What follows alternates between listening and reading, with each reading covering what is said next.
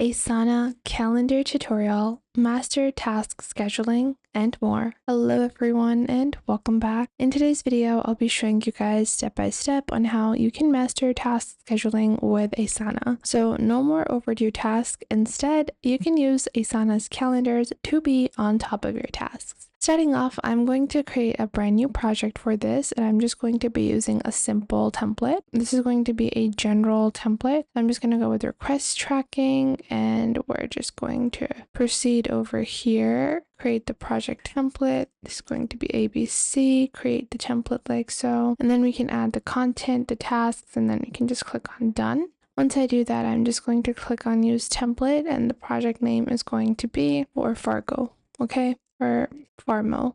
And then I'm just going to create a brand new project. Now, whenever you create a brand new project, obviously you have to get started with tasks, but a lot of people don't realize is that one of the most important parts of using Asana and of using any type of project manager is actually how to schedule your tasks, because you want to be able to complete all of your tasks without having to stress about everything. So to be able to do this, you're going to go into actions, and there are a few ways you can do this. Starting off, you can link to your calendar. So this means that if you go into sync/export, then you can select Google Calendar, and then you can sync up with your Google Calendar. Now, this is one of the things that I personally do like to do, is that this allows you to ensure that whatever task is being added and assigned to you is now readily available on your Google Calendar. When it's readily available on your Google Calendar, then you're going to be getting notifications on your phone, even if you don't have the phone version of Asana. Now, moving forward, let's get started with adding a couple of tasks, and I'll show you guys how you can accomplish them. So we're going to add this task section, then the next section is going to be ongoing. I'm going to add another section called completed, and then I'm just going to add create brand logo. Now I'm going to add a few tasks: create footage for ad, create Insta content, refresh web cart, like so. Now, once I have created a couple of tasks, I'm going to add the assignee, like so, whoever is it. Then we're going to proceed with a few due dates. So I'm going to add due dates to 2 of these, and then I'm going to add the assignee. For the rest of them, I'm just adding the assignee, like so. Now, whenever you have added an assignee and, a due date, you can go into calendar over here. If you do not have a calendar view, you can click on add tab and then add the calendar view. Then when you see this, you can click on over here and you will see you have task, and you can view your tasks within your calendar. So if you click on options, you can go into Zoom and then change that into months instead of weeks, and then you're able to view the full calendar.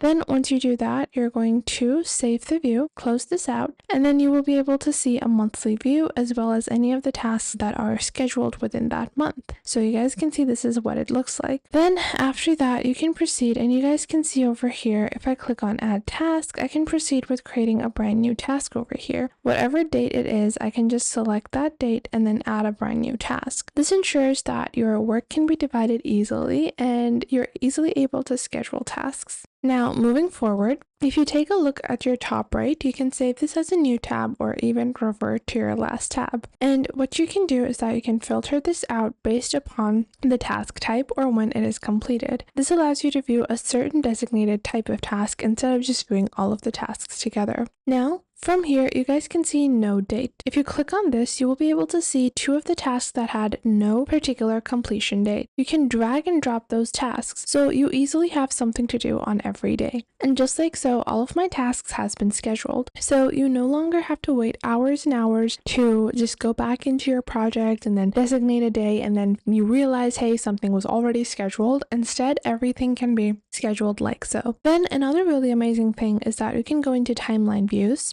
And once you go into your timeline views, you will be able to see all of the things you need to accomplish. So let's say I was not able to create the brand logo on this day. I can move this into a future date. And then this also ensures that the same 2 tasks are not overlapping, because when they're overlapping, that might be too much. So I can just move it around like so, move it a few days ahead like so. And then this allows you and ensures that there's nothing extreme scheduled within a day, and it visually allows you to do this. Now you can filter this out as well. You can zoom this out or zoom this in to view each individual date, and you can filter this out based upon the assigned tiny. So if I want to filter this out for only my own tasks, I can filter it out so I don't mess around with any of the other employees or members in my workspace's tasks, and I can only play around with mine and then reschedule my work accordingly. Now you can also sort them by their due date. So when you're sorting by the due date, then you're going to see what is due when. So this is due for the 7th, and then this is due for Thursday. So what I can do is that this is due for the 2nd of August, so I can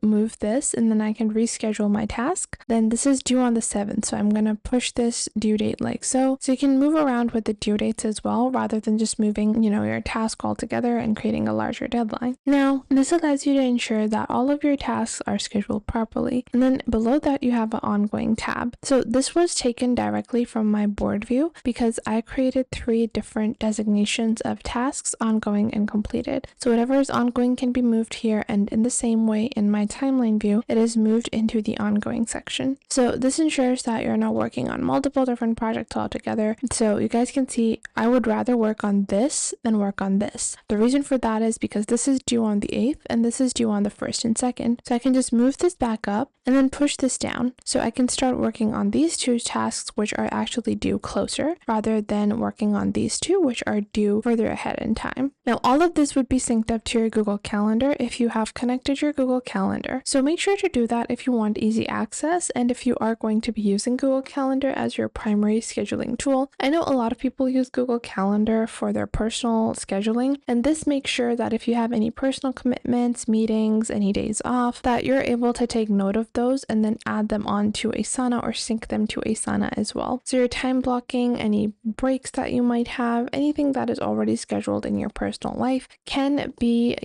worked around with, and your task can still be accomplished in a timely fashion. Now, moving on, this is just one board. You can create your own timelines and calendars for every board. For example, if I go on ahead, click on Projects, New Project, Blank Project, and then I'm just going to name this my Lime skill, okay? And then I'm going to click on Continue. Within this, all you need to add is a list view. I'm not going to add an overview or a dashboard. I'm just going to add a timeline view. Then select Calendar and Gantt. Now, keep in mind that some of these features are available only on the Pro versions, and then just click on Create Project. Once you do that, you will have your regular timeline view, your Gantt view, and then your calendar view. All of these are going to help you in scheduling and making sure everything is accomplished on time. Now you might say, hey, is this available on the free version? Well, Asana starts at only $11 and their advanced plan is $25. With their starter plan, which is $11, you get things such as start dates and times, admin consoles, custom project templates, and you have private teams and projects. However, Asana does not limit calendar views or board view projects or status updates on their free version. So you can do a lot on the free version as well. I hope you guys found this video helpful, and make sure to leave a like and subscribe if you did.